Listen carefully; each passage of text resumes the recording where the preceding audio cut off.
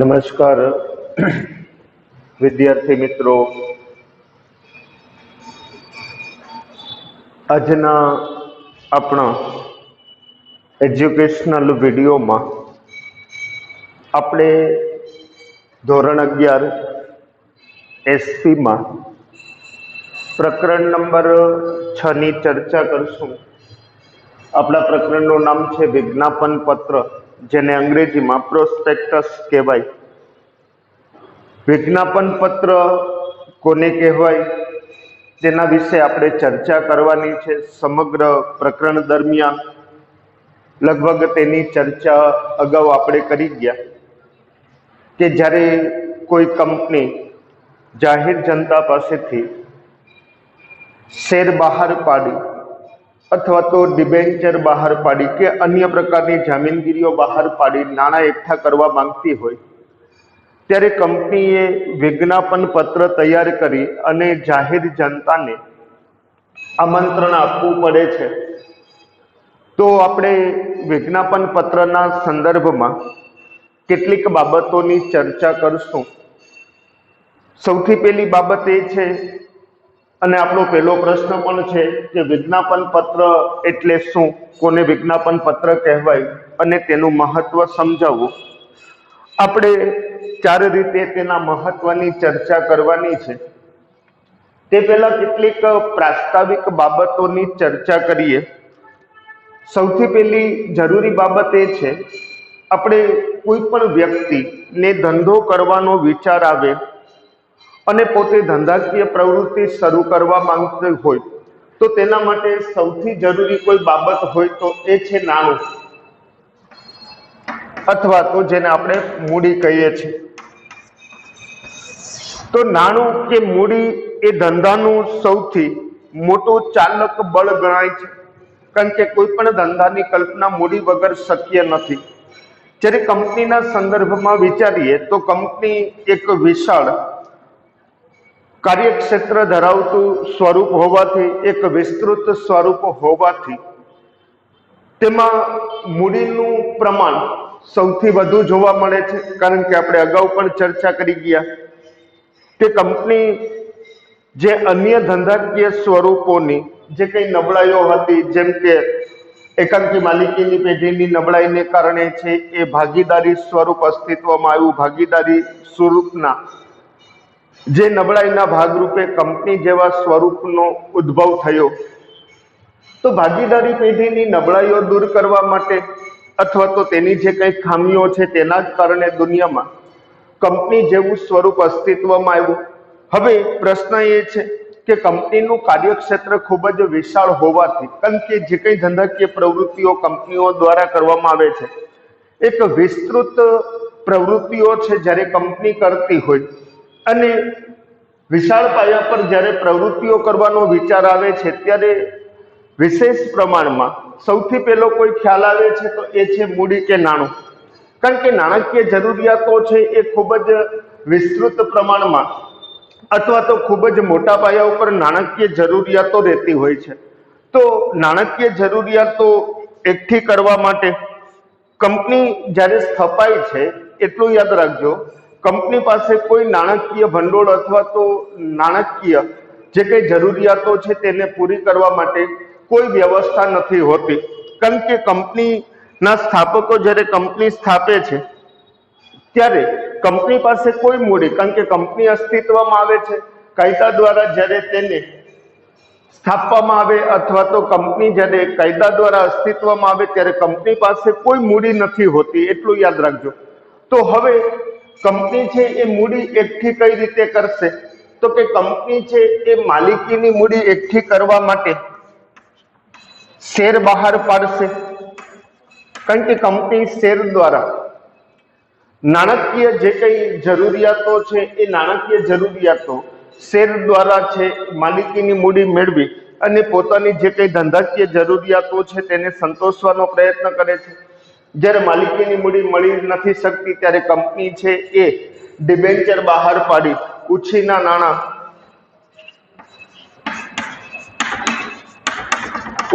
નાણાં છે કંપની એકઠા કરે છે.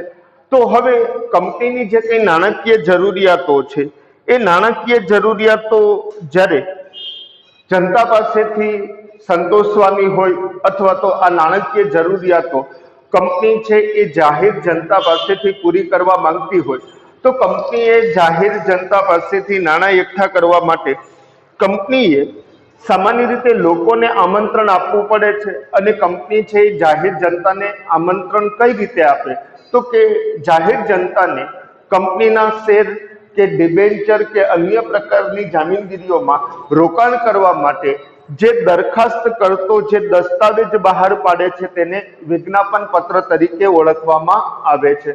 તો ટૂંકમાં એટલું જ છે કે જ્યારે કંપની પોતાની નાણાકીય જરૂરિયાતો સંતોષવા માંગતી હોય અને આ જે કંઈ નાણાકીય જરૂરિયાતો છે એ જાહેર જનતા પાસેથી પોતે સંતોષવા માંગતી હોય કે જરૂરિયાતો છે પૂરી કરવા માંગતી હોય ત્યારે કંપનીએ વિજ્ઞાપન પત્ર તૈયાર કરી જાહેર જનતાને આમંત્રણ આપવું પડે છે।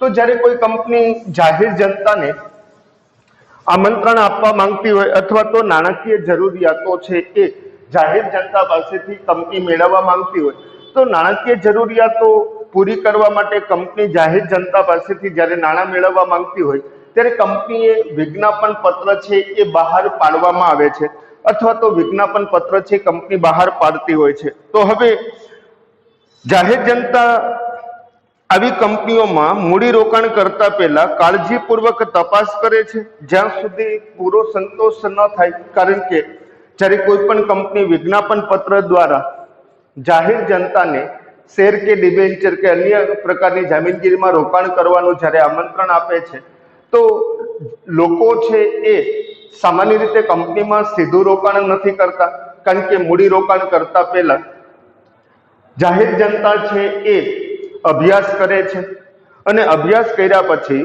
જો કંપનીમાં વિશ્વાસ બેસે તો લોકો છે એ શેર કે ડિબેન્ચર કે અન્ય પ્રકારની જામીનગીરીઓમાં રોકાણ કરવા માટેની અરજી છે એ રોકાણકર્તા કરે છે। તો વિજ્ઞાપન પત્ર એક પ્રકારે એમ કહી શકાય કે કંપનીનો વિશ્વસનીય વર્તાવ રજૂ કરતો એક પ્રકારનો દસ્તાવેજ છે કારણ કે વિજ્ઞાપન પત્રના આધારે જાહેર જનતા છે એ કંપનીના શેર કે ડિબેન્ચર ખરીદવાની અરજી કરતા હોય છે। તો આગળ વધીએ વિજ્ઞાપન પત્ર કોને કહેવાય તો કે કંપનીના શેર કે ડિબેન્ચર ખરીદવાનું જાહેર જનતાને જાહેર આમંત્રણ આપતો દસ્તાવેજ એટલે વિજ્ઞાપન પત્ર। બીજી રીતે કહીએ તો સાદી ભાષામાં વિજ્ઞાપન પત્ર એટલે શું તો કે વિજ્ઞાપન એટલે જાહેરાત અને જાહેર કંપની શેર મૂડી કે ડિબેન્ચર કે અન્ય જામીનગીરીઓ દ્વારા નાણાં એકઠા કરવા માટે જાહેર જનતાને જે દસ્તાવેજ દ્વારા આમંત્રણ આપે છે તેને વિજ્ઞાપન પત્ર કહેવાય। કારણ કે જ્યારે કોઈ કંપની જાહેર જનતા પાસેથી નાણાં મેળવવા માંગતી હોય તો લોકોને ખ્યાલ નથી હોતો કે કંપનીને નાણાંની જરૂર છે એટલે કંપની વિજ્ઞાપન કરે છે એટલે કે જાહેરાત કરે છે લોકોને જાણ કરે છે લોકોને જાણ કરવામાં આવે છે અને લોકો છે એ સામાન્ય રીતે શેર કે ડિબેન્ચર કે અન્ય જામીનગીરીઓ દ્વારા નાણાં એકઠા કરવા માટે જાહેર જનતાને જે દસ્તાવેજ દ્વારા આમંત્રણ છે એ આપવામાં આવે છે તેને વિજ્ઞાપન પત્ર તરીકે ઓળખવામાં આવે છે। તો હવે આગળ વધીએ વિજ્ઞાપન પત્રના સંદર્ભમાં તેના મહત્વની કેટલીક ચર્ચાઓ કરીએ કે ભાઈ વિજ્ઞાપન પત્રનું મહત્વ કઈ રીતે રહેલું છે તો 4 રીતે મહત્વ રહેલું છે। જાહેર જનતાને જોડતી કડી સમાન પણ ગણવામાં આવે છે કંપનીનું પ્રતિબિંબ રજૂ કરતા અરીસા સમાન પણ ગણવામાં આવે છે જાહેર જનતા માટે મહત્વનો આ દસ્તાવેજ છે કાયદાની દ્રષ્ટિએ પણ વિજ્ઞાપન પત્રનું મહત્વ રહેલું છે। તો જાહેર જનતાને જોડતી કડી સમાન રીતે પણ ગણવામાં આવે છે કારણ કે વિજ્ઞાપન પત્ર એ રોકાણ કરનાર એટલે કે જે લોકો કંપનીમાં શેર ખરીદીને કે ડિબેન્ચર ખરીદીને કે અન્ય પ્રકારની જામીનગીરીઓ ખરીદીને જે રોકાણ કરવા માંગે છે તેના માટે આ એક મહત્વનો દસ્તાવેજ ગણવામાં આવે છે કારણ કે લોકો જે કંઈ કંપનીના શેર કે ડિબેન્ચર કે અન્ય જામીનગીરીઓમાં જે કંઈ રોકાણ કરે છે એ રોકાણ કરવા માટે કંપની જાહેર જનતાને આમંત્રણ આપે છે અને આ આમંત્રણના ભાગરૂપે જે લોકો છે કંપનીના શેર કે ડિબેન્ચર ખરીદતા હોય છે તો આ ડિબેન્ચર કે શેર ખરીદતા પહેલા જાહેર જનતા વિજ્ઞાપન પત્રમાં જે કંઈ દર્શાવેલ જે કંઈ વિગતો છે એ વિગતોનો પોતે અભ્યાસ કરતા હોય છે અને અભ્યાસ કર્યા પછી કંપનીમાં વિશ્વાસ બેસે તો જ કંપનીના શેર કે ડિબેન્ચર ખરીદવા માટેની અરજી કરતા હોય છે। તો આ એક મહત્વનો દસ્તાવેજ છે એ રોકાણકારોની દ્રષ્ટિએ ગણાય છે। બીજું, વિજ્ઞાપન પત્ર કંપની અને જાહેર જનતાને જોડતી એક સાંકળ છે, કારણ કે વિજ્ઞાપન પત્રના આધારે જે લોકો છે અથવા તો જાહેર જનતા છે એ કંપનીની સાથે જોડાય છે, પછી એ શેર ખરીદી અને કંપની સાથે જોડાય અથવા તો ડિબેન્ચર કે અન્ય પ્રકારની જે કંઈ જામીનગીરીઓ છે, બોન્ડ છે, અન્ય જે કંઈ જામીનગીરીઓ છે તેના આધારે કંપની સાથે પોતે જોડાણ કરે છે। તો એટલા માટે કહી શકીએ કે વિજ્ઞાપન પત્ર છે એ કંપની અને જાહેર જનતાને એક જોડતી મહત્વપૂર્ણ કડી છે એ ગણવામાં આવે છે। ત્રીજી બાબત છે કે વિજ્ઞાપન પત્ર એવો સેતુ છે જેના દ્વારા રોકાણકારો કંપનીના દ્વાર સુધી પહોંચે છે, કારણ કે આ વિજ્ઞાપન પત્રના આધારે જ લોકો છે કંપની સુધી પહોંચે છે, કારણ કે લોકોને કંપની સુધી પહોંચાડવાનું કામ છે વિજ્ઞાપન પત્ર કરે છે। કારણ કે આપણે કઈ કંપનીને નાણાંની જરૂર છે અને કયા પ્રકારની જામીનગીરી દ્વારા કંપની નાણાં મેળવવા માંગે છે તેનો ખ્યાલ જાહેર જનતાને નથી હોતો, એટલે કંપની છે જાહેરાત કરે છે અને લોકો આ જાહેરાતના માધ્યમથી કંપની સુધી પહોંચે છે। તો વિજ્ઞાપન પત્ર છે એ કંપનીના દ્વાર સુધી પહોંચાડવાનું કાર્ય છે એ વિજ્ઞાપન પત્ર કરે છે। ત્યાર પછી આ દસ્તાવેજ દ્વારા કંપનીના ઉદ્દેશો, ધંધાનું ભવિષ્ય અને માહિતી જાહેર જનતા સુધી પહોંચાડે છે, જેના આધાર પર રોકાણકારો વિજ્ઞાપન પત્રમાં દર્શાવેલ માહિતી સાચી, વાસ્તવિક હોવી જોઈએ।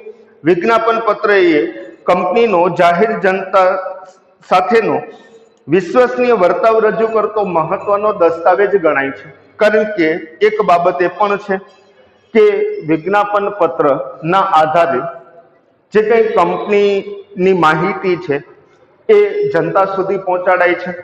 બીજું, ધંધાનું જે કંઈ ભવિષ્ય છે તેની માહિતી છે વિજ્ઞાપન પત્રમાં આપવામાં આવે છે, કારણ કે લોકો સુધી માહિતી પહોંચાડાય છે કે તમે કંપનીમાં શેર દ્વારા, ડિબેન્ચર દ્વારા કે અન્ય પ્રકારની જામીનગીરી દ્વારા રોકાણ કરો તો લોકો છે એ સ્વાભાવિક છે કે કંપનીને કઈ યોજના માટે, કયા પ્રોજેક્ટ માટે નાણાંની જરૂર છે તેની માહિતી પૂરી પાડશે, જેથી કરી અને લોકોને માહિતી મળશે કે આપણા નાણાં કે જે કંપની માલિકીની મૂડી સ્વરૂપે કે ઉછીની મૂડી સ્વરૂપે મેળવે છે તે નાણાંનો ઉપયોગ છે એ કઈ બાબત માટે કરશે।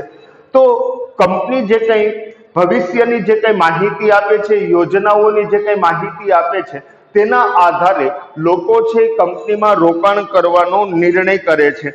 અને બીજી વસ્તુ એ છે કે જે કંઈ માહિતી આપવામાં આવે છે તે સંપૂર્ણ સાચી અને સ્પષ્ટ માહિતી હોવી જરૂરી છે, કારણ કે જો કંપની સ્પષ્ટ માહિતી આપશે, સાચી માહિતી આપશે, લોકો છે એ કંપની ઉપર વિશ્વાસ કરી અને રોકાણ કરવાનું પસંદ કરશે। એટલા જ માટે કહેવાય છે કે કંપનીનો વિજ્ઞાપન પત્ર છે એ વિશ્વસનીય વર્તાવ રજૂ કરતો દસ્તાવેજ છે।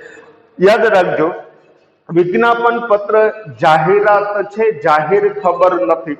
શું કામ? તો કે જાહેર ખબર છે એ ગેરમાર્ગે દોરનારી માહિતી હોઈ શકે છે, ખોટી માહિતી હોઈ શકે છે, અતિશયોક્તિ વાળી માહિતી હોઈ શકે છે। આપણે ટીવીમાં જાહેરાતો જોઈએ છીએ તો એક જાહેર ખબરના ભાગરૂપે છે એ માહિતી જે કંઈ રજૂ કરાય છે એમાં ઘણી વખત અતિશયોક્તિ વાળી પણ માહિતી હોય છે, ગેરમાર્ગે દોરનારી પણ માહિતી હોય છે। જ્યારે વિજ્ઞાપન પત્રમાં જે કંઈ માહિતી કંપનીએ દર્શાવવાની છે તે સંપૂર્ણ સાચી અને સ્પષ્ટ માહિતી દર્શાવવાની હોય છે, જેથી કરી અને લોકો છે એ વિશ્વાસ કરી અને કંપનીમાં રોકાણ કરે। એટલા જ માટે કહેવાય છે કે વિજ્ઞાપન પત્ર એ કંપનીનો વિશ્વસનીય વર્તાવ રજૂ કરતો દસ્તાવેજ ગણવામાં આવે છે। તો આ છે જાહેર જનતાના દ્રષ્ટિકોણથી આપણે ચર્ચા કરી। હવે કંપનીનું પ્રતિબિંબ રજૂ કરતું અરીસા સમાન આ દસ્તાવેજ કઈ રીતે છે, તો કંપનીના દ્રષ્ટિકોણથી આપણે વિજ્ઞાપન પત્રનું મહત્વ સમજીએ, કારણ કે વિજ્ઞાપન પત્રમાં કંપનીનું નામ દર્શાવવામાં આવશે, શેર મૂડીનો પ્રકાર, કંપનીનું કાર્યક્ષેત્ર, કંપનીની ભાવિ યોજનાઓ અંગેની માહિતી છે એ વિજ્ઞાપન પત્રમાં આપવામાં આવે છે. કારણ કે કોઈ પણ કંપની સામાન્ય રીતે જ્યારે કોઈ પણ પ્રકારની માહિતી વિજ્ઞાપન પત્રમાં આપશે ત્યારે કંપનીની સંપૂર્ણ માહિતી છે વિજ્ઞાપન પત્રમાં દર્શાવવામાં આવશે કે ભાઈ કંપનીનું નામ શું છે, પછી શેર મૂડીનો જે કઈ પ્રકાર છે, કયા પ્રકારના શેર છે, ઇક્વિટી શેર છે, પ્રેફરન્સ શેર છે, પ્રેફરન્સ શેરમાં કયા પ્રકારના પ્રેફરન્સ શેર છે, તો શેર મૂડીનો જે પ્રકાર છે એ દર્શાવવામાં આવે છે.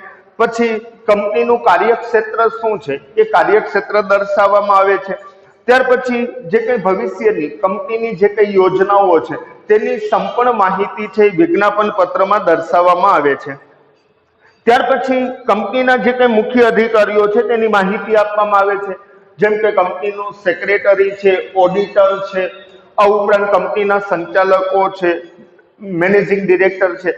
તો જે કંપનીના મુખ્ય જે કઈ અધિકારીઓ છે તેના વિશેની માહિતી પણ આપવામાં આવે છે, જેથી કરી અને જે કઈ કંપનીના સંચાલન સાથે સંકળાયેલા જે કઈ કર્મચારીઓ છે, અધિકારીઓ છે, તેના વિશેની માહિતી પણ જાહેર જનતાને મળી શકે છે. ત્યાર પછી આ દસ્તાવેજનો ઉદ્દેશ જાહેર જનતાને માહિતી આપવાનો હોય છે. તેમાં ખોટી રજૂઆત કે ગેરરસ્તે દોરનારી માહિતી ન આપવી જોઈએ, કારણ કે તેનાથી કંપની પર વિશ્વાસ રાખનારા રોકાણકારોનો વિશ્વાસઘાત થાય છે અને કંપની ધારામાં વિજ્ઞાપન પત્રમાં ખોટા અને ગેરમાર્ગે દોરનારા નિવેદનો થતા રોકવા વિશિષ્ટ જોગવાઈઓ કરવામાં આવી છે. તો એવું કહેવાય છે કે વિજ્ઞાપન પત્ર એક વિશ્વસનીય વર્તાવ રજૂ કરતો દસ્તાવેજ હોવાથી જે કઈ માહિતી આપવામાં આવે છે તે સંપૂર્ણપણે સ્પષ્ટ અને સાચી માહિતી છે વિજ્ઞાપન પત્રમાં દર્શાવવી જોઈએ, જેથી કરી અને રોકાણકારો છે એ ગેરમાર્ગે ન દોરાય અથવા તો કંપની છે એ કોઈ ખોટી માહિતી કે ગેરમાર્ગે દોરનારી કે અતિશયોક્તિ વાળી માહિતી છે વિજ્ઞાપન પત્રમાં દર્શાવી નથી શકતી. કારણ કે જો ખોટી કે ગેરમાર્ગે દોરનારી માહિતી આપવામાં આવે તો રોકાણકારો છે એ છેતરાય છે.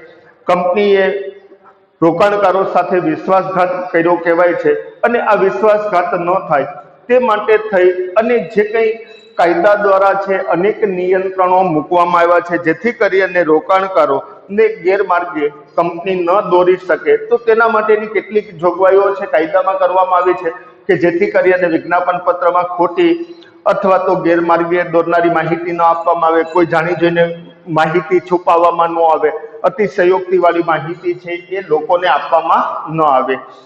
ત્યાર પછી જાહેર જનતા માટે મહત્વની ચર્ચા કરીએ તો આ વિજ્ઞાપન પત્ર જાહેર જનતા માટે કઈ રીતે મહત્વ છે? કારણ કે વિજ્ઞાપન પત્રમાં કંપનીની સાચી નાણાકીય પરિસ્થિતિની રજૂઆત રોકાણકારોને વાસ્તવિકતાનો ખ્યાલ આપે છે. કારણ કે વિજ્ઞાપન પત્રમાં જે કઈ કંપનીની જે કઈ નાણાકીય પરિસ્થિતિઓ છે એ નાણાકીય પરિસ્થિતિ વિશેનો સાચો ખ્યાલ છે એ રોકાણકારોને આપવામાં આવે છે, જેથી કરી અને વાસ્તવિકતા જે કઈ કંપનીની વાસ્તવિક પરિસ્થિતિ છે તેની વાસ્તવિકતાનો ખ્યાલ છે એ રોકાણકારોને આવી શકે છે. ત્યાર પછી કંપનીની જે કઈ ભવિષ્યની જે કઈ યોજનાઓ છે તે અંગેની જે રજૂઆત કરવામાં આવે છે, તેથી તેના પરિણામે રોકાણકારો છે યોગ્ય નિર્ણય લઈ અને કંપનીમાં રોકાણ કરવાનો નિર્ણય કરે છે. પરિણામે કહેવાય છે કે વિજ્ઞાપન પત્ર છે એ અરીસા જેવો સ્વચ્છ અને પાણી જેવો છે એ પારદર્શક હોવો જરૂરી છે. કારણ કે એક વિધાન પણ છે કે વિજ્ઞાપન પત્ર છે એ અરીસા જેવો સ્વચ્છ અને પાણી જેવો પારદર્શક હોવો જોઈએ. કારણ કે જે કઈ બાબતો કંપનીની છે તે વિજ્ઞાપન પત્રમાં રજૂ કરવી જોઈએ અને વાસ્તવિક માહિતી જ્યારે રજૂ કરવામાં આવશે, સાચી પરિસ્થિતિનો ખ્યાલ છે વિજ્ઞાપન પત્રમાં રજૂ કરવામાં આવશે તો રોકાણકારોને સાચી માહિતી મળશે અને સાચી માહિતીના આધારે રોકાણકારો છે એ રોકાણ કરવાનો નિર્ણય છે એ કરી શકતા હોય છે. તેથી કહેવાય છે કે વિજ્ઞાપન પત્ર છે એ અરીસા જેવો સ્વચ્છ અને પાણી જેવો પારદર્શક હોવો જરૂરી છે. અને છેલ્લી બાબત કાયદાની દ્રષ્ટિએ મહત્વ, જે કઈ વિજ્ઞાપન પત્રમાં ખોટી માહિતીઓ, ગેરરસ્તે દોરનારી માહિતીઓ આપનાર જે કઈ અધિકારીઓ છે, કારણ કે સામાન્ય રીતે જે કઈ વિજ્ઞાપન પત્ર તૈયાર કરે છે એ વિજ્ઞાપન પત્ર તૈયાર કરનારા જે કઈ અધિકારીઓ છે, જો વિજ્ઞાપન પત્રમાં ખોટી માહિતી આપે, ગેરમાર્ગે દોરનારી માહિતી આપે, જાણી જોઈને કોઈ અગત્યની માહિતી છુપાવે અથવા તો ખોટી માહિતી આપે અથવા તો અતિશયોક્તિ વાળી માહિતી આપે તો જે ખોટી માહિતી કે ગેરમાર્ગે દોરનારી માહિતી આપનારા જે કઈ અધિકારીઓ છે તેની જવાબદારી પણ કાયદામાં સ્પષ્ટ કરવામાં આવી છે. ખાસ કરીને જે જવાબદાર અધિકારીઓ છે તેમને દીવાની ફોજદારી જવાબદારી લાગુ પડે છે. કારણ કે બે પ્રકારની જવાબદારીઓ સ્પષ્ટ થાય છે. કારણ કે કાયદામાં બે પ્રકારની જવાબદારી છે, દીવાની જવાબદારી અને ફોજદારી જવાબદારી.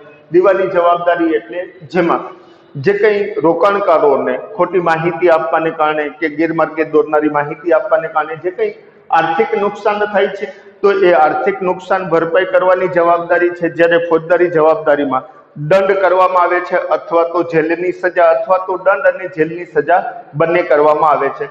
તો આ પ્રકારની જવાબદારીને દીવાની અને ફોજદારી જવાબદારી કહેવામાં આવે છે. તો જ્યારે કોઈ પણ વિજ્ઞાપન પત્ર તૈયાર કરનારા જે કંઈ અધિકારીઓ છે ખોટી માહિતી કે ગેરમાર્ગે દોરનારી માહિતી આપે તો તેના માટે તેમને જવાબદાર બનાવાય છે અને કાયદાની અંદર જોગવાઈઓ છે કે તેમને કઈ કઈ જવાબદારીઓ લાગુ પડે છે. તો આ છે વિજ્ઞાપન પત્રનું મહત્વ.